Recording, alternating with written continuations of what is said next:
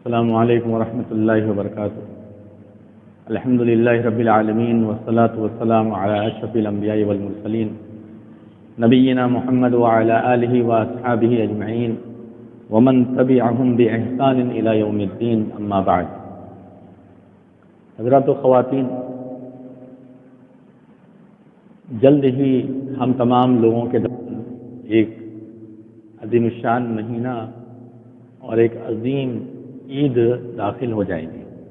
عظیم الشان مہینہ جس کا نام ذی الحجہ ہے، اور عظیم عید جسے عید قربہ بھی کہا جاتا ہے اور عید الاضحیٰ کے نام سے زیادہ مشہور ہے۔ اس مہینے کی بڑی فضیلت ہے اور بڑے مسائل بھی ہیں اس مہینے کے، جن کا علم ہونا ہم تمام لوگوں کے لیے نہایت ضروری ہے۔ لیکن ہم آپ کے سامنے جو اہم ترین چیز ذکر کرنا چاہتے ہیں اور جو آج کا موضوع ہے وہ ہے قربانی، کیونکہ آپ جانتے ہیں کہ 10ویں تاریخ کا عظیم کام، یعنی ذی الحجہ کے مہینے میں 10ویں تاریخ کا جو عظیم کام ہے وہ کام ہے قربانی۔ اللہ کے رسول صلی اللہ علیہ وسلم نے ایک حدیث میں ارشاد فرمایا کہ 10ویں ذی الحجہ کو یعنی بقرعید کے روز اللہ تبارک و تعالیٰ کے نزدیک جانور کی قربانی کرنے سے بہتر کوئی بھی نیک عمل نہیں ہے۔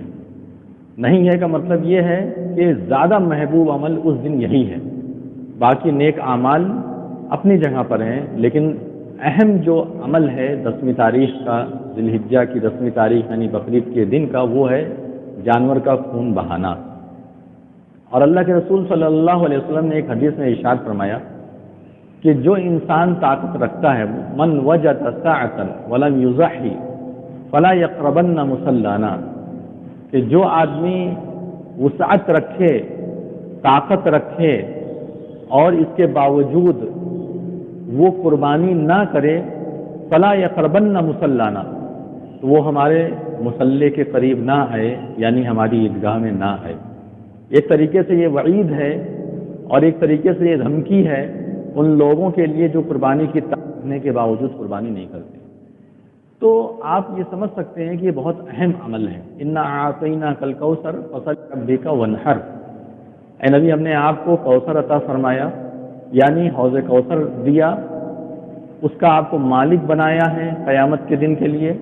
انا اعطیناک الکوثر فصل لربک وانحر، بس آپ نماز پڑھیے اپنے رب کے لیے، ونحر اور قربانی کیجیے۔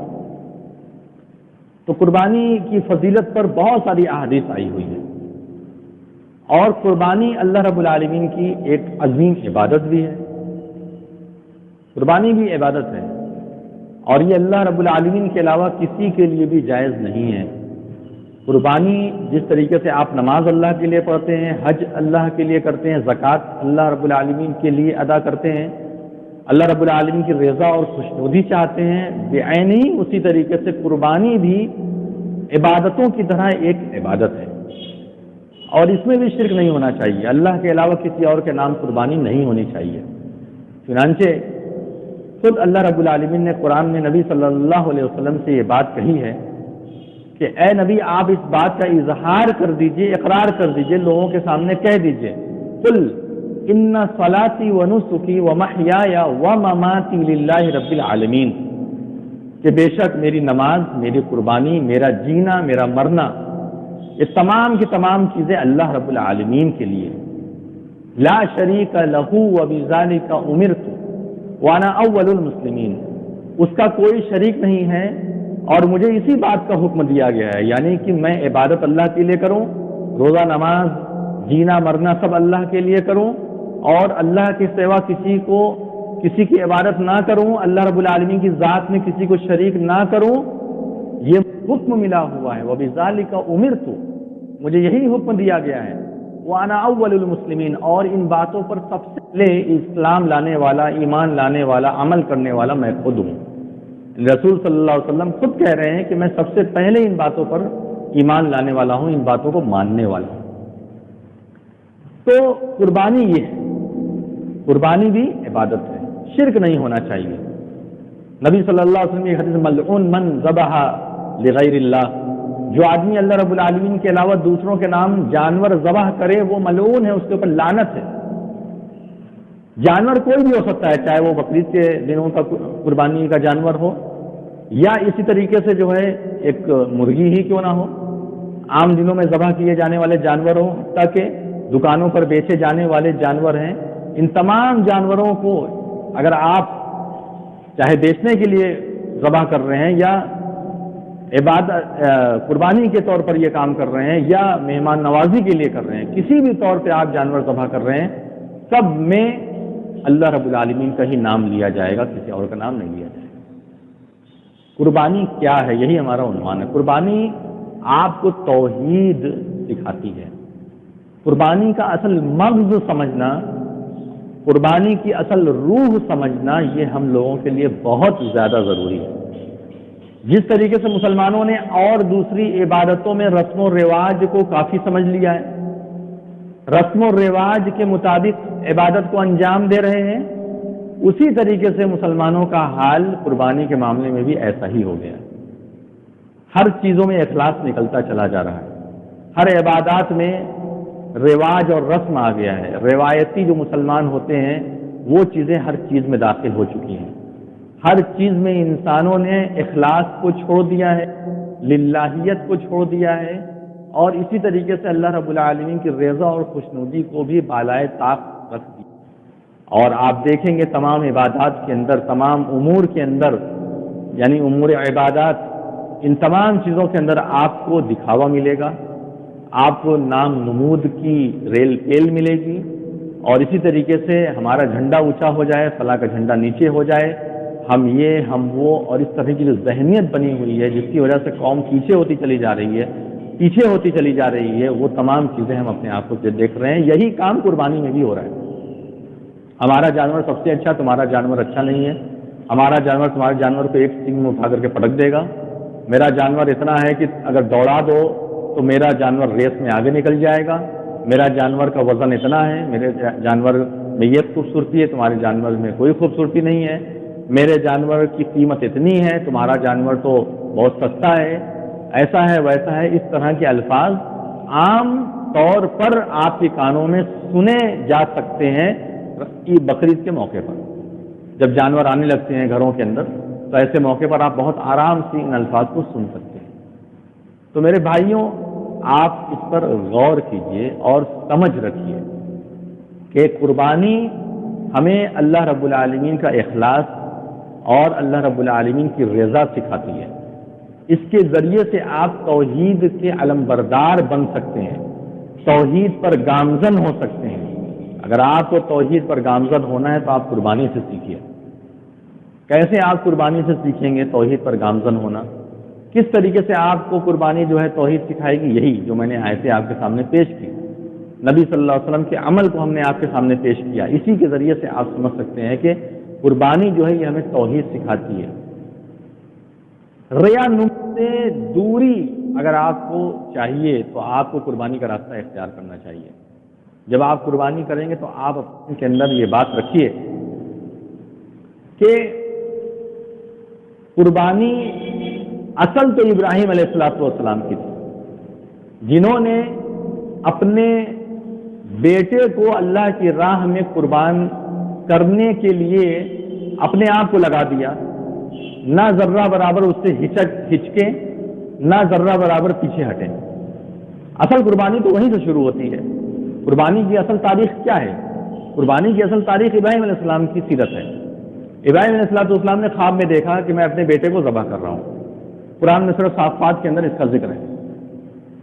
باقاعدہ انہوں نے یہ بات اپنے بیٹے سے کہی، یا بنیا انی ارا فی المنام انی اذبحک فانظر ماذا تری۔ بیٹا جب ساتھ میں چلنے لائق ہو گیا، ابراہیم علیہ السلام کے بیٹا جب ساتھ میں کام کرنے کے لائق ہو گیا، جب ابراہیم علیہ السلام کا ہاتھ بٹانے لگا ان کے کام میں اور دیگر جو بھی معاشی چیزیں تھیں اس میں جب ہاتھ بٹانا شروع کر دیا، حضرت ابراہیم علیہ السلام کے ساتھ رہنے لگے، ہاتھ بٹانے لگے۔ کون؟ اسماعیل علیہ السلام۔ یہ سب کچھ جب کرنے لگے تو اس کے بعد اللہ تبارک و تعالیٰ کی جانب سے خواب دکھایا جاتا ہے حضرت ابراہیم علیہ السلام۔ تو ابراہیم علیہ السلام نے اس خواب کا پورا ذکر کیا، سورہ صافات میں اس کا ذکر موجود ہے۔ انی ارا فی المنام انی اذبحک فانظر ماذا تری۔ اے میرے بچے، میں خواب میں دیکھ رہا ہوں کہ میں تمہیں ذبح کر رہا ہوں، بتاؤ تمہارا کیا خیال ہے؟ تو اسماعیل علیہ السلام اچھی تربیت پائے ہوئے، دینی تربیت پائے ہوئے، دین اسلام اور اسی طریقے سے ابراہیم علیہ السلام کی پاکیزہ سیرت کے مطابق چلنے والے، اللہ رب العالمین کے آنے والے نبی ہونے والے تھے، یعنی آنے والے وقت کے نبی ابراہیم علیہ السلام کے بعد، اور ان کے ساتھ تو ایسی صورت میں انہوں نے جو جواب دیا وہ بہترین جواب. اسی لیے ہم لوگوں کو چاہیے کہ ہم لوگ سیرت کے معاملے میں ذرہ برابر بھی کوتاہی نہ کریں، اپنے اولاد کو، اپنے بچوں کو اور اسی طریقے سے دیگر لوگوں کو سیرت سکھائیں. انبیاء اکرام کی سیرت سے جب آپ لوگوں کو سکھائیں گے تو آپ غیر معمولی بدلاؤ اپنے بچوں کے اندر دیکھیں گے، اپنے لوگوں کے اندر دیکھیں گے، کیونکہ سیرت جو ہوتی ہے انبیاء اکرام کی بڑی پاکیزہ ہوتی ہے اور قدم قدم پر رہنمائی کرنے والی سیرت ہوتی ہے. تو اسماعیل علیہ السلام چونکہ تربیت پائے تھے حضرت ابراہیم علیہ السلام کے ذریعے سے، چنانچہ اسماعیل علیہ السلام نے فرمایا یا ابت افعل ما تؤمر، اے میرے ابا جان آپ کو جس چیز کا حکم دیا گیا ہے آپ اس حکم کو بجا لائیے. یا ابت افعل ما تؤمر ستجدنی انشاء اللہ من الصابرین، ان قریب آپ مجھے صبر کرنے والا پائیں گے. یعنی اسماعیل علیہ السلام کو معلوم ہو گیا کہ میرے ساتھ کیا ہونے والا ہے.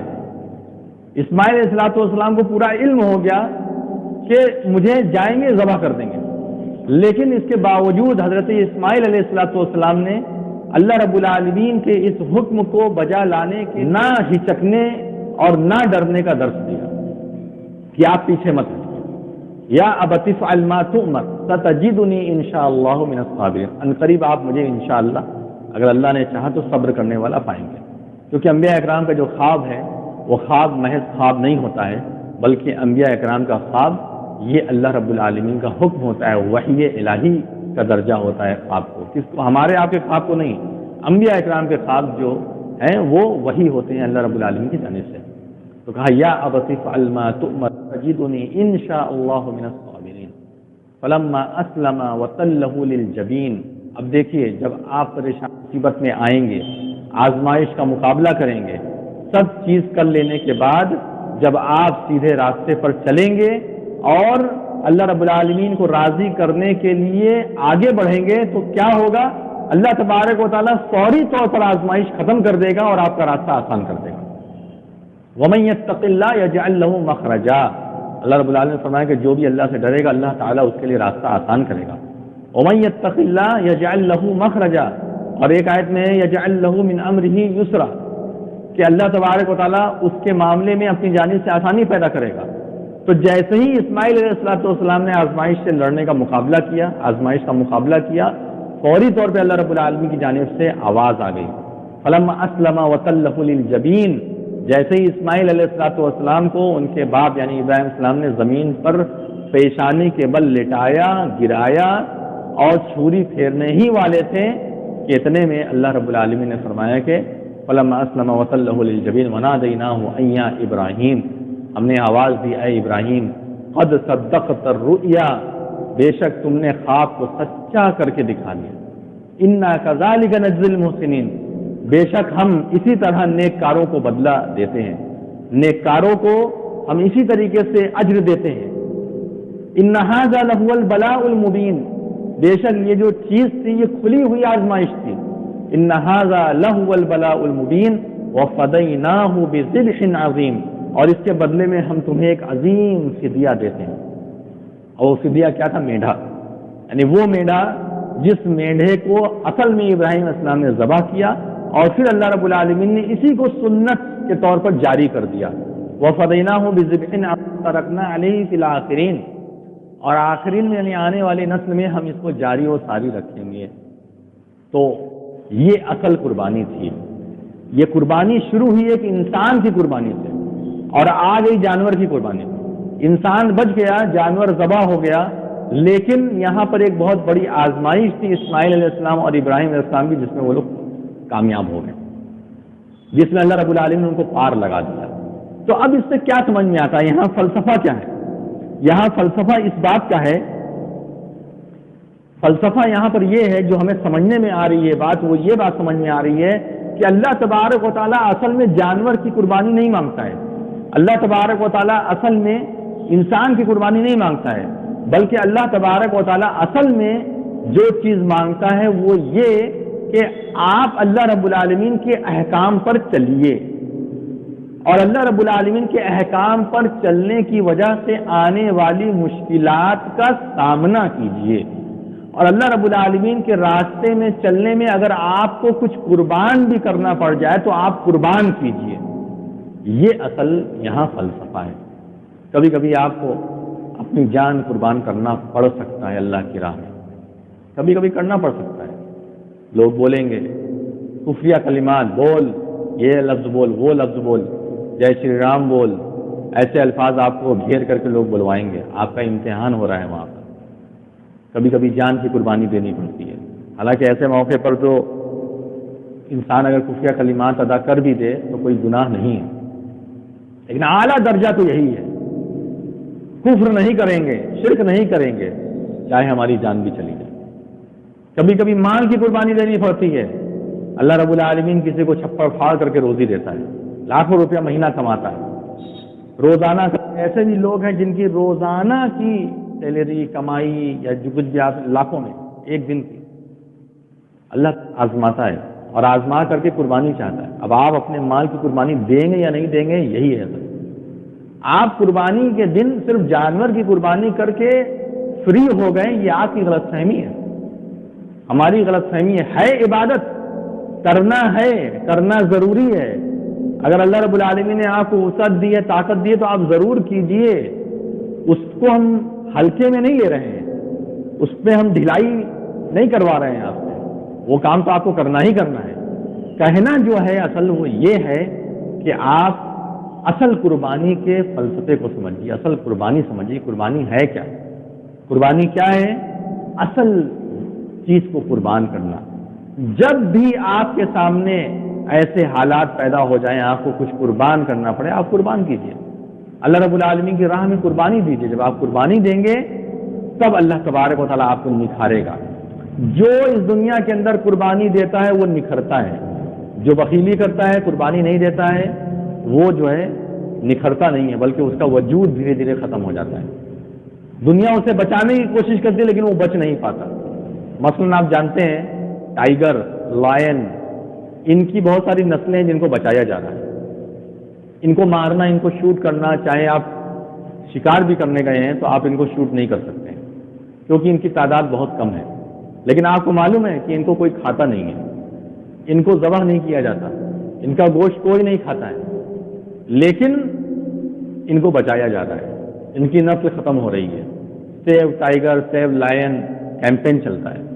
اور وہیں دوسری جانب بکری بکرا دیکھ لیجئے، گائے بیل دیکھ لیجئے، بھینس دیکھ لیجئے۔ گائے تو آج کل بہرحال بہت بڑا درجہ ہو گیا ہے، اس کو چھوڑ دیجئے، لیکن اور جو دیگر جانور ہیں، بھینس دیکھ لیجئے، کتنا کاٹے جاتے ہیں، کھائے جاتے ہیں، لیکن کمی نہیں۔ مرغی مرغا آپ دیکھ لیجئے، یعنی چکن، مٹن اور بیف وغیرہ دیکھ لیجئے، کوئی بھی کمی نہیں ہے اتنا کھانے کے باوجود۔ کبھی کبھی سننے میں آتا ہے گورنمنٹ کہتی ہے کہ ہم اس کا سنرکشن کریں گے۔ ارے یہ تو خود ہی محفوظ ہے، ان کیا آپ سنرکشن کریں گے؟ بیف کی جب بھی بات آتی ہے تو کہتے ہیں سنرکشن کیا جائے گا۔ سنرکشن کا مطلب ہوتا ہے اس کی حفاظت کی جائے گی اور پتہ نہیں کیا کیا کیا جائے گا۔ مٹن کے بارے میں کبھی نہیں سننے میں آتا کہ بکری بکرے کا سنرکشن ہوگا، کبھی مرغی مرغا کے بارے میں نہیں سننے میں آتا کہ اس کا بھی سنرکشن ہوگا۔ کیوں معلوم ہے؟ کیونکہ مٹن اور چکن یہ لوگ کھاتے ہیں، جم کر کے کھاتے ہیں، کبھی اس کے سنرکشن کی بات نہیں ہوتی ہے، حفاظت کی بات نہیں ہوتی، کیونکہ بیف یہ لوگ نہیں کھاتے ہیں، بڑے کا جانور یعنی بھینس ہو گیا۔ گائے بیل تو ایسے بھی ہم لوگ احتراماً نہیں کرتے ہیں، کیونکہ گورنمنٹ نے منع کیا ہے، ہمیں کوئی ضرورت ہی نہیں ہے اس کے پیچھے پڑنے کی، وہ تو چھوڑ دیجیے۔ لیکن رہی بات بھینس، اس کے اوپر بھی ہمیشہ اعتراض ہوتا ہے۔ کیوں معلوم ہے اعتراض ہونے کی وجہ کیا ہے؟ اعتراض ہونے کی وجہ صرف یہ ہے کیونکہ اس کو غیر مسلم نہیں کھاتا ہے۔ اگر غیر مسلم اس کو بھی کھانے لگے نا تو آج اس کے سنرکشن کی بات ختم ہو جائے گی۔ تم اس کو محفوظ کرو گے، ہم اس کو محفوظ کریں گے، ہماری اوقات ہے۔ جانوروں کا ایک الگ سسٹم ہے، ان کا ایک الگ نظام ہے جو اللہ رب العالمین کی جانب سے، اور اس نظام کو آپ چھیڑ چھاڑ کر کے اپنے طرف سے یہ سوچو کہ ہم اچھا کر لیں گے، اچھا آپ نہیں کر سکتے۔ یہ اللہ رب العالمین کی جانب سے۔ آپ سیو ٹائیگر، سیو لائن کر رہے ہو، نہیں بچا پا رہے۔ کتنی نسلیں ایسی ہیں جو ختم ہو گئی ہیں جانوروں کی، اس کو کوئی نہیں کھاتا لیکن پھر بھی نہیں بچا پائے۔ کیوں؟ کیونکہ اس کی حفاظت کرنے والا اوپر ہے. اور روزانہ مٹن، بقرعید کو چھوڑ دیجئے، بقرعید میں تو ایک بہت بڑی تعداد میں جانور ذبح کیے جاتے ہیں اور بانٹے جاتے ہیں. حالانکہ مسلمان 12,000 15,000 کا جانور ذبح کرتا ہے اور ذبح کر کے پورا ڈکار نہیں لیتا بلکہ پورے میں بانٹتا ہے. غیر مسلم وہ بھی بہت سارے لوگ دیتے ہیں.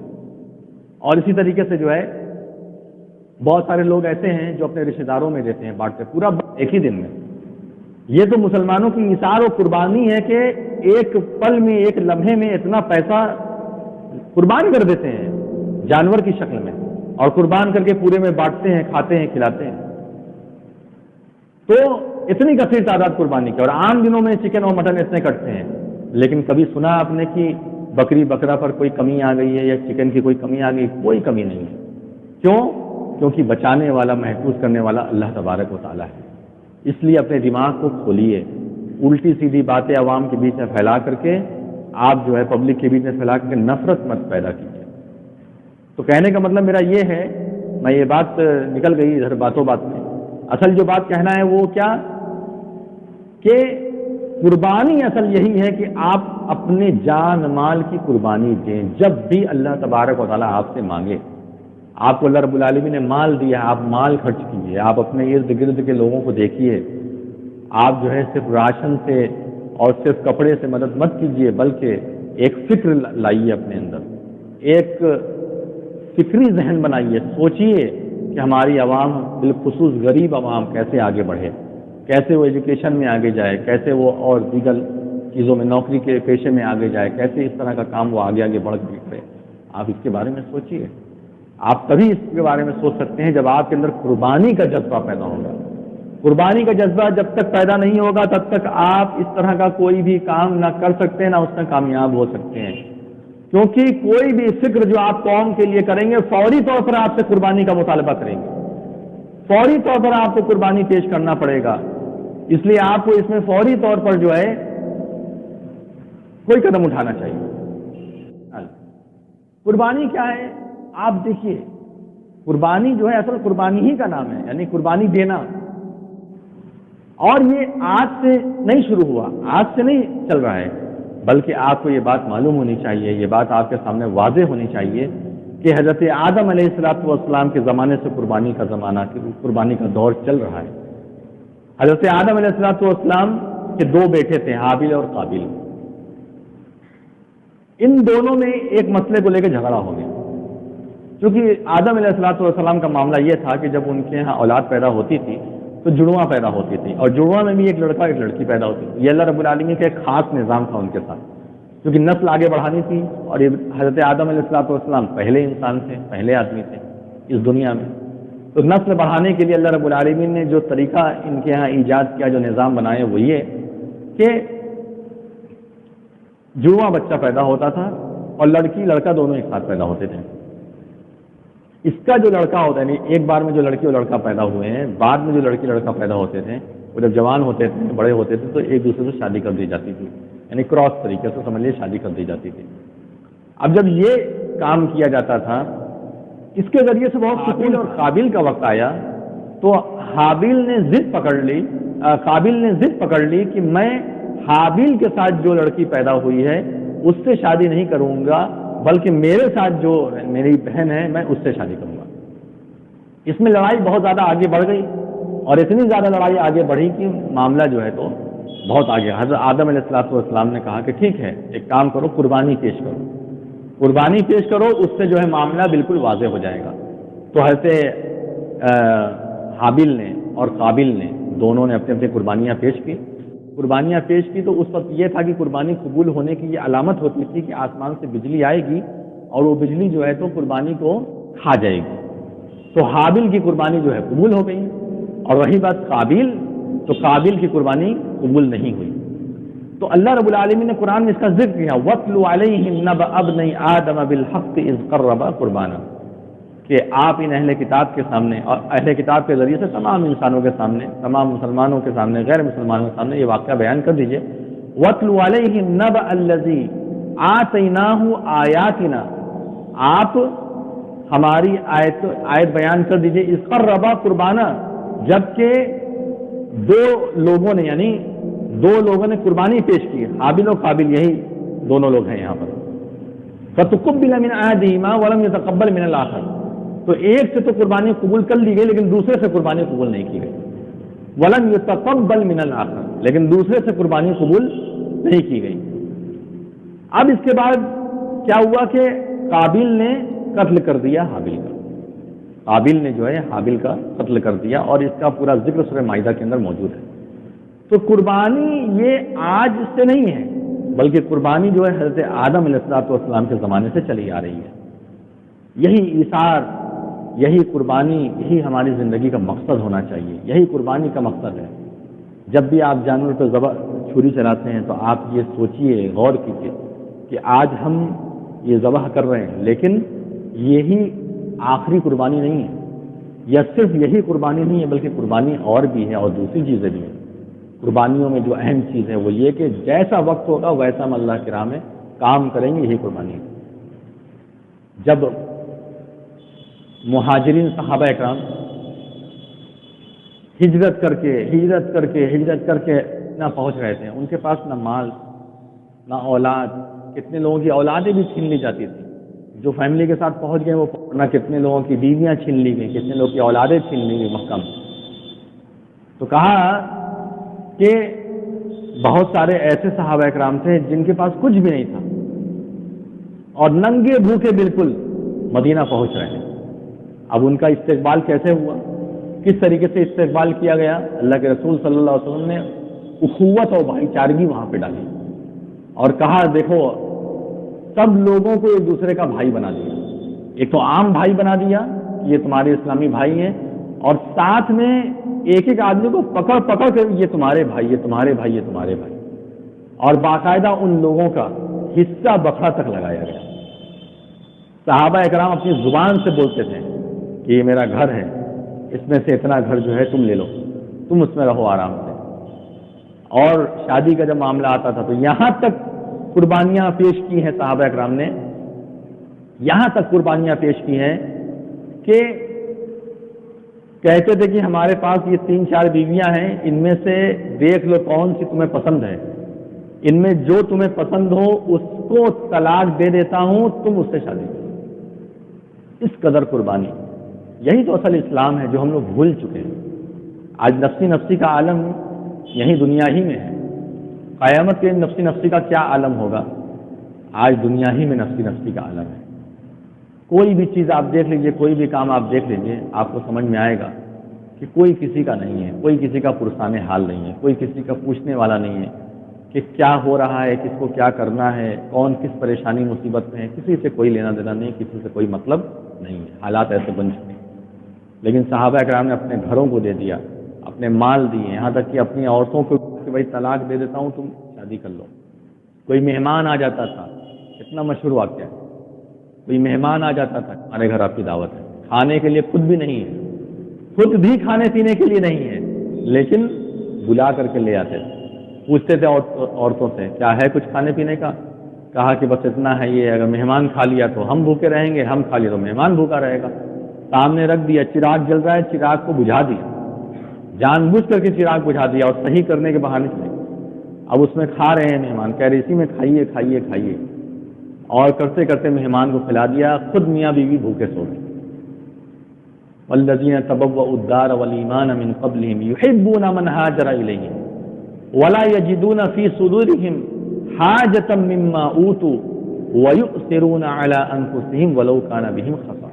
اپنے نفس کے اوپر ان کو ترجیح دیتے ہیں. آج ہمارے نفس سے بڑھ کر کے کوئی نفس ہے ہی نہیں دنیا کے اندر. ہمارا نفس ہی نفس ہے، ہماری خواہش، ہماری چاہت ہی سب کچھ ہے. ہماری چاہت پوری ہی نہیں ہوتی ہے، ہماری خواہش پوری ہوتی ہی نہیں ہے، ہم کیا دوسروں کی فکر کریں گے، ہم کیا دوسروں کا خیال کریں گے. تو یہ باتیں ہیں میرے بھائیوں، یہی اصل قربانی ہے. اس پر غور کیجئے.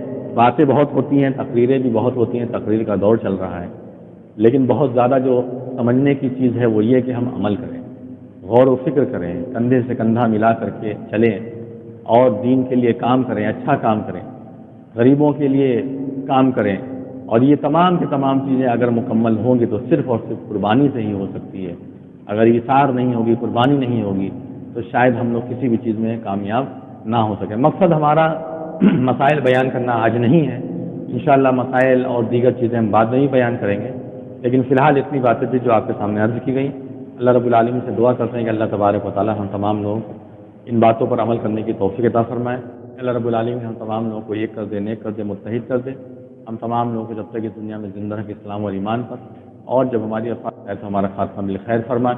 ہم تمام مسلمانوں کی مصیبتوں اور پریشانیوں کو دور فرما دے۔ اللہ رب العالمین ہم تمام لوگوں میں جو لوگ پریشان حال ہیں اور مشکلات میں گرے ہیں تو ان کی پریشانیوں اور ان کے مشکلات کو ختم فرما دے، امن سکون عطا فرما، ہمارے ملک کے اندر امن سکون اور بھائی چارگی کو ڈال دے۔ ہم تمام لوگوں کو جب تک اس دنیا میں زندہ رکھے اسلام اور ایمان پر، اور جب وفات کا وقت آئے تو خاتمہ بالخیر فرما، کلمہ شہادت لا الہ الا اللہ محمد رسول اللہ پہ وفات عطا فرما۔ آمین یا رب العالمین۔ اقول قولی ھذا واستغفر اللہ لی ولکم ولسائر المسلمین من کل ذنب فاستغفروہ انہ هو الغفور الرحیم۔